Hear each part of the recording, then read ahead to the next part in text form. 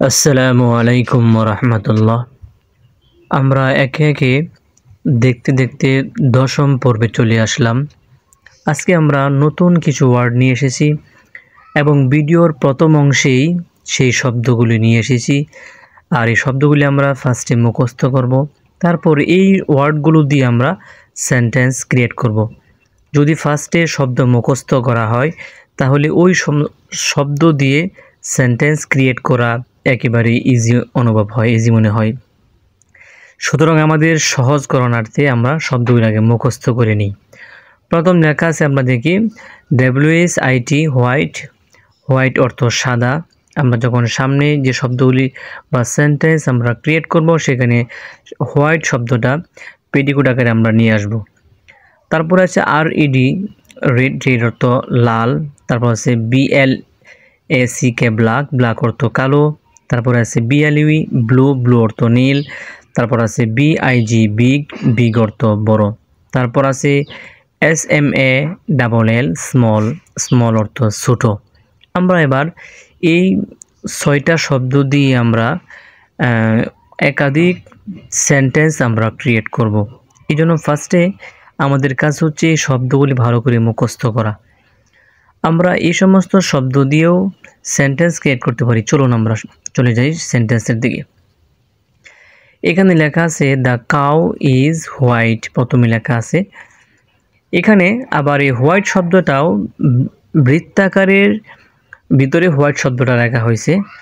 এখানে আবার সে বৃত্তের উপরে ছোট্ট করে লেখা আছে 5, অর্থাৎ এই শব্দের জায়গায় যেখানে বৃত্ত আছে, এই যেখানে যে বৃত্ত আছে এই বৃত্তের ভিতরে হোয়াইট শব্দর জায়গায় আমরা আরও বাকি যে অন্যান্য 5টি ওয়ার্ড আমরা মুখস্থ করেছি, এই 5টি শব্দ আমরা এখানে এনে আমরা পরিবর্তন করতে পারি। পরিবর্তন করে করে আমরা প্র্যাকটিস করব। যেমন এখানে দুটো লেখা আছে দ্য কাউ ইজ হোয়াইট।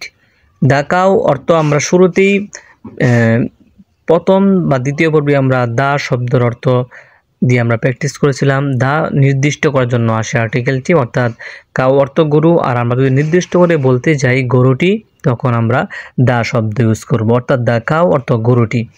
তাহলে সেন্টেন্সটা দাঁড়াচ্ছে দ্য কাউ ইজ হোয়াইট, অর্থ হচ্ছে গরুটি হয় সাদা। আমরা তো হোয়াইট শব্দটার হোয়াই বাংলাতে না বলি তাহলে কোনো সমস্যা হবে না।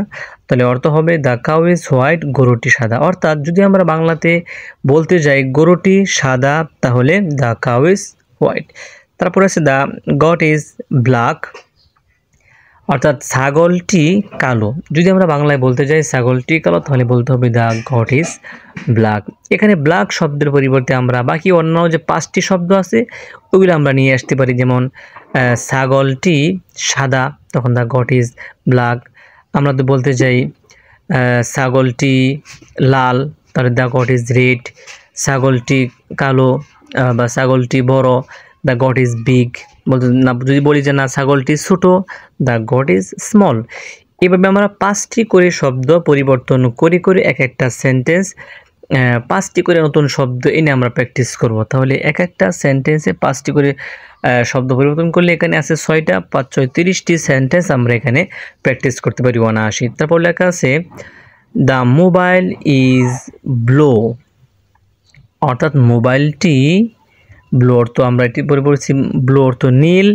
তাহলে অর্থ দাঁড়াচ্ছে দ্য মোবাইল ইজ ব্লু, মোবাইলটি হয় নীল। অর্থাৎ হয় যদি আমরা না বলি বাদ দিয়ে দিই তাহলে অর্থ হবে মোবাইলটি নীল। অর্থাৎ যদি আমরা বাংলায় বলতে যাই মোবাইলটি নীল, তাহলে ইংলিশে বলতে হবে দ্য মোবাইল ইজ ব্লু। যদি বাংলায় বলি মোবাইলটি সাদা, তাহলে দ্য মোবাইল ইজ হোয়াইট। যদি বাংলায় বলি মোবাইলটি কালো, দ্য মোবাইল ইজ ব্ল্যাক। মোবাইলটি বড়, দ্য মোবাইল ইজ বিগ। যদি বলি যে না মোবাইলটি ছোট, তাহলে দ্য মোবাইল ইজ স্মল। এইভাবে আমরা 6টা শব্দ দিয়েই আমরা এক একটা সেন্টেন্স আমরা প্র্যাকটিস করব, 6টা শব্দ পরিবর্তন করব। তাহলে আমাদের স্পোকেন ইংলিশের প্র্যাকটিস ইজি হয়ে যাবে। তারপর লেখা আছে দ্য ডগ, অর্থাৎ আমরা কুকুর দিয়ে sentence the dog is big. আমরা ডগ দিয়ে এখন আমরা সেন্টেন্সটা একবার প্র্যাকটিস করব। দ্য ডগ ইজ বিগ, এখানে বিগ শব্দটাও আমরা পরিবর্তন করে আমরা 5টি শব্দ আমরা এক এক করে নিয়ে আসব। দ্য ডগ ইজ বিগ অর্থাৎ অর্থ হচ্ছে কুকুরটি বড়। যদি আমরা বাংলায় বলতে যাই কুকুরটি বড়, তাহলে ইংলিশে বলতে হবে দ্য ডগ ইজ বিগ। যদি আমরা বলি কুকুরটি ছোট, তাহলে বলতে হবে দ্য ডগ ইজ স্মল।